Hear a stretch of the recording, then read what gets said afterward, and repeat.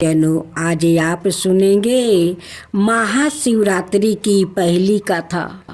एक बार माता पार्वती ने भोलेनाथ से पूछा कि कौन सा व्रत उन्हें सर्वोत्तम में भक्ति और पूर्ण प्रदान कर सकता है। तब भोले शंकर ने सवाए इस पवित्र महाशिवरात्रि के बारे में बताया था। उन्होंने कहा कि फागुन मास में कृष्णा पक्ष की चतुर्दशी की रात मुझे पसंद करती है। इसलिए कहा जाता है कि महाशिवरात्रि के दिन भगवान शिव को प्रसन्न करना बहुत आसान होता है। महाशिवरात्रि की दूसरी कथा। इस पर्व से एक और पौराणिक कथा जोड़ी हुई है। इस कथा के अनुसार इस दिन भगवान विष्णु और ब्रह्मा के सामने सबसे पहले शिव करोड़ों सूर्य के समान प्रभाव वाले ज्योतिर्लिंग के रूप में प्रकट हुए। इंसान संहिता के अनुसार एक बार ब्रह्मा और विष्णु के बीच अपनी महानता और श्रेष्ठता सिद्धि करने पर बहस हो गया। तब भगवान शिव को हस्तक्षेप करना पड़ा और वो अग्नि के स्तंभ के रूप में प्रकट हुए। इस स्तंभ का यदि यह अंत दिखाई नहीं दे रहा था, तब विष्णु और ब्रह्मा ने इस स्तंभ के किनारे और छोड़ कर जाने का फैसला किया। यह जानने के लिए विष्णु पाताल लोक गया और ब्रह्मा अपने हंस वाहन पर बैठ गया और ऊपर की ओर ऊंचाई नापने चल दिया। लेकिन दोनों ही इसकी जरूरत और अंत नहीं जान सके और लौट आए। परंतु तब तक उनका क्रोध शांत हो चुका था और उन दोनों के बड़प्पन का अहंकार चूर चूर हो चुका था। तब शिव प्रकट हुए और सभी चीज़ों का बहला किया। ऐसा कहा जाता है कि शिव का यह प्रकटीकरण फागुन कृष्णा चतुर्दशी की रात को हुआ था। इसलिए इस रात को महाशिवरात्रि कहा जाता है। यही एक और पौराणिक कथा के अनुसार यह भी कहा जाता है कि माँ सती के पुण्य जन्म में जब वो माता पार्वती बनी, तब माँ पार्वती शिव जी को पति के रूप में प्राप्ति करना चाहती थी और उन्होंने शिव जी को प्रसन्न करने के लिए कई तपस्या किए थे, लेकिन भोलेनाथ प्रसन्न नहीं हुए। जिसके बाद माँ पार्वती ने गौरी कुंड में कठिन साधना की और शिव जी को मोह लिया। जिसके बाद इस दिन शिव जी और माँ पार्वती का विवाह हुआ और शिव ने गृहस्थ जीवन में वैराग्य के साथ प्रवेश किया था और तभी से महाशिवरात्रि के दिन शिव और शक्ति के मिलन के उत्साह के रूप में भक्त उपवास और पूजा करके इस त्योहारों को मनाते हैं और शिव और शक्ति का आशीर्वाद लेते हैं। महाशिवरात्रि की तीसरी कथा। महाशिवरात्रि की एक और पौराणिक कथा के अनुसार समुद्र मंथन के दौरान अमृत और विष दोनों का कलश निकाला था। विष का पात्रा देखकर देवता और राक्षसों दोनों डर गया, क्योंकि यह विष पूरी दुनिया को तबाह कर सकता था।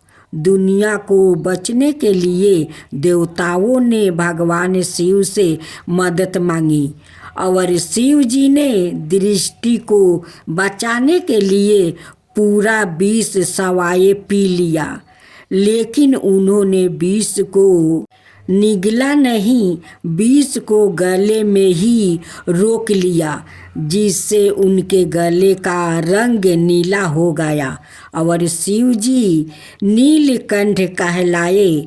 ऐसा माना जाता है कि क्योंकि भगवान शिव ने दुनिया की रक्षा की थी, इसलिए आज भी धरतीवासी महाशिवरात्रि का पर्व मनाकर शिव जी के प्रति अपना आराध्य प्रकट करते हैं। भगवान शिव को महाशिवरात्रि अति प्रिय है और शास्त्रों में बताया गया है कि महाशिवरात्रि के दिन पूरी रात जागने से भाग्य भी जागता है और हमेशा उन्नति की प्राप्ति होती है, क्योंकि भगवान शिव मनुष्य के सभी कष्टों और पापों का नाश करने वाले हैं। भगवान शिव ही सांसारिक कष्टों से मुक्ति दिला सकते हैं और इसी कारण महाशिवरात्रि पर भगवान शिव की पूजा करने से जाने अनजाने में किए गए पापों की क्षमा और आने वाले महीने में भगवान शिव की कृपा प्राप्ति होती है। महाशिवरात्रि व्रत की चौथी कथा। पौराणिक मान्यताओं के अनुसार एक बार माता पार्वती ने शिव जी से पूछा, ओ व्रत और पूजा क्या है जिससे मृतक लोग के प्राणियों को आपकी कृपा आसानी से मिल सकती है। तब महादेव ने सवाए महाशिवरात्रि व्रत की यह गाथा माता पार्वती को सुनाई। कथा के अनुसार पौराणिक काल में किसी गांव में चित्रा भानु नाम का एक शिकारी रहा करता था। वो बेहद ही क्रूर स्वभाव का था और क्रूर पूर्ण कर्म भी किया करता था। वो रोज वन में जाकर हिरण, खरगोश और अन्य मासूम जानवरों को मारा करता था। उसने बचपन से ही कभी कोई शुभ कार्य नहीं किया था और इसी प्रकार उसका जीवन ज्ञापन हो रहा था। एक बार की बात है, महाशिवरात्रि की शुभ बेला आई, लेकिन उस दुराचारी शिकारी को इसके बारे में कोई ज्ञान नहीं था। वो तो बस एक ही काम जानता था, जानवरों की हत्या करना। उसी दिन शिकारी के परिवार वाले भूखे व्याकुल होकर उससे खाने की मांग करने लगे। ऐसा करने पर शिकारी तुरंत अपना धनुष बाण लेकर वन की ओर निकल पड़ा और जानवरों के शिकार के लिए वन में घूमता रहा, लेकिन उसे कुछ भी नहीं मिला और घूमते घूमते सूर्यास्त भी हो गया। यह देखकर शिकारी को बड़ा दुख हुआ और वो सोचने लगा कि मैं क्या करूं, कहाँ जाऊं। आज तो कोई शिकार नहीं मिला, अब घर कैसे जाऊं। घर में परिवार वाले भूखे हैं, ऐसे में मुझे कुछ ना कुछ घर लेके जाना ही होगा।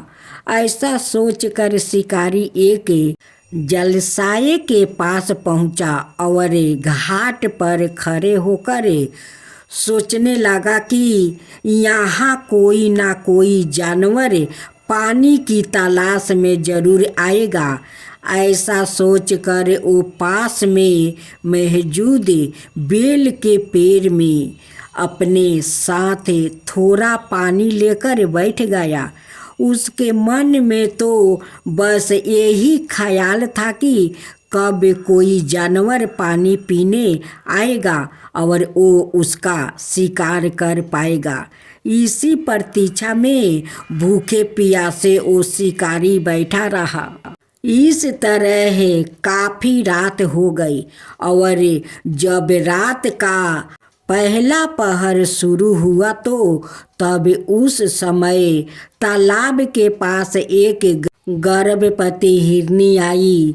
चित्रा भानु ने उस गर्भवती हिरनी को मारने के लिए धनुष बाण उठाया। ऐसा करते हुए उसके हाथ के धक्के से पानी और बेलपत्र नीचे गिर पड़े। उस बेल के पेड़ के नीचे एक शिवलिंग मौजूद था जिसके बारे में वो शिकारी नहीं जानता था और इस तरह से अनजाने में उसके हाथों से शिवलिंग पर जल और बेलपत्र गिरने से शिव जी की पहले पहर की पूजा संपन्न हुई। उधर वहाँ खटखटाहट की आवाज़ से हिरनी घबरा गई और ऊपर की तरफ शिकारी को देखकर वो भय से शिकारी से बोली, हे शिकारी, मैं जल्द ही अपने बच्चों को जन्म देने वाली है। मैं अपने बच्चों को जन्म देकर आपके पास वापस आऊँगी, तब आप मेरा शिकार कर लीजिए। गर्भवती हिरनी की बात सुनकर चित्रा भानु ने उसे जाने दिया और इस तरह महाशिवरात्रि का प्रथम पहर बीत गया। तब वहाँ एक दूसरी हिरनी आई। हिरनी को देखते ही चित्रा भानु शिकार के लिए तैयार हो गया और पहले की भांति ही उसके हाथ के धक्के से बेलपत्र नीचे मौजूद शिवलिंग पर गिर पड़े और इस तरह दूसरा पहर की पूजा भी संपन्न हो गई। तभी उस हिरनी ने भयभीत होकर शिकारी से कहा कि हे शिकारी, मैं अपने पति की खोज कर रही हूँ, मुझ पर कृपा करो और मुझे जाने दो। मैं तुमसे वादा करती हूँ कि मैं अपने पति से मिलकर तुम्हारे पास वापस लौटूंगी। यह सुनकर चित्रा भानु ने उसे भी जाने दिया। कुछ समय बाद जब रात का तीसरा पहर शुरू हुआ तो वहाँ तीसरी हिरनी अपने बच्चों के साथ आई।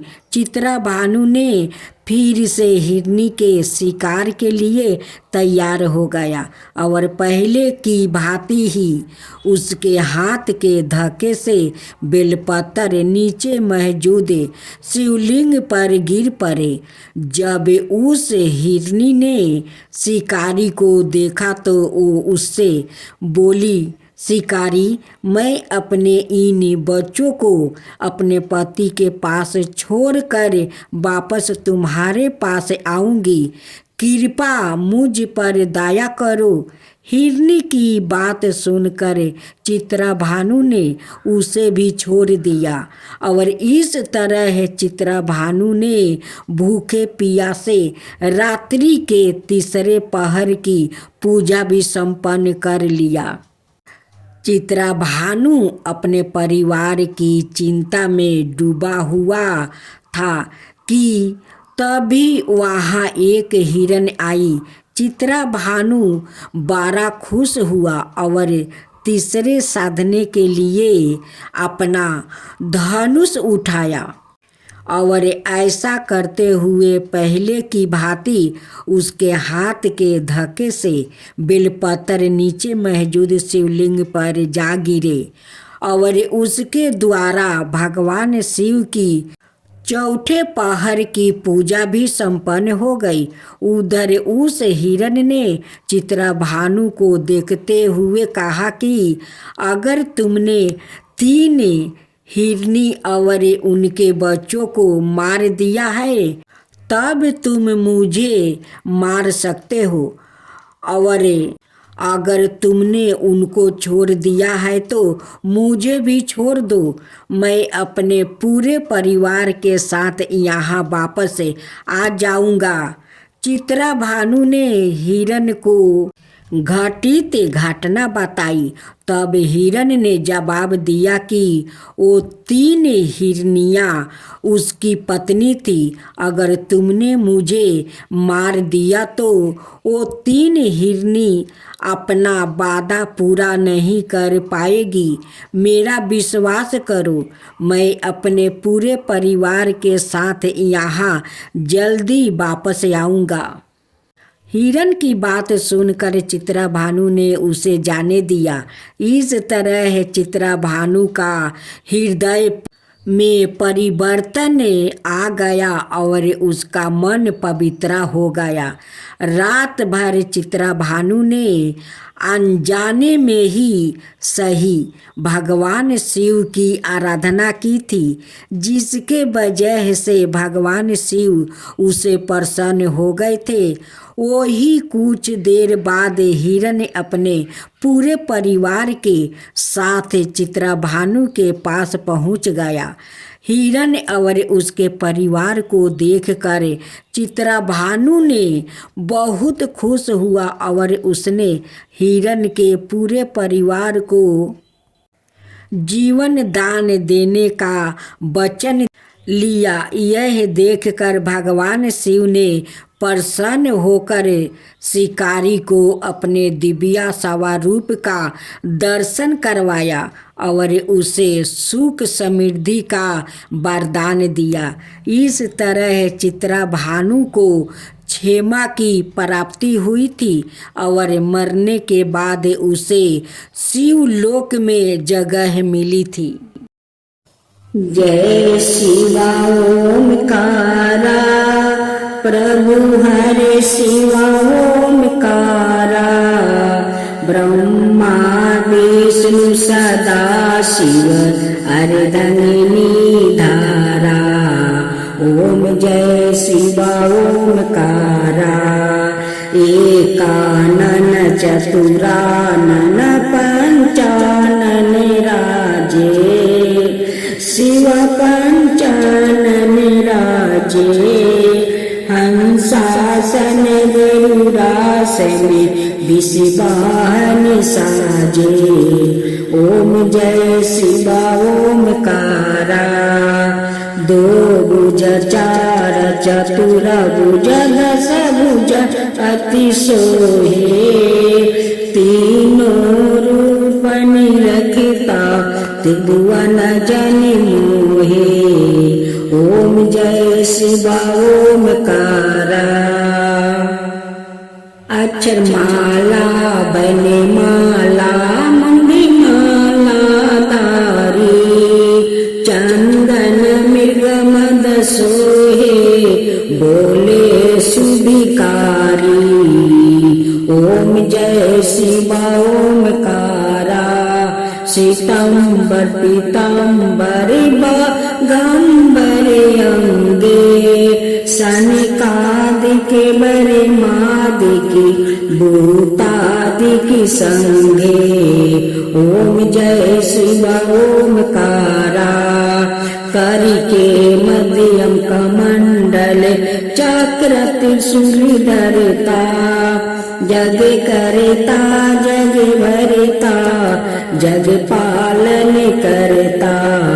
ओम जय शिवा ओमकारा, ब्रह्मा विष्णु सदा शिव जानते अविवेका, प्राण बचर के मध्यम याहे तीनों एका। ओम जय शिवा ओमकारा, तीर गुण शिव जी के आरती जो कोई नर गावे, शिवा जो कोई नर गावे। कहत शिवानंद स्वामी मन भजत शिवानंद स्वामी, मन वांछित फल पावे। ओम जय शिवा ओमकारा, जय शिव ओमकारा।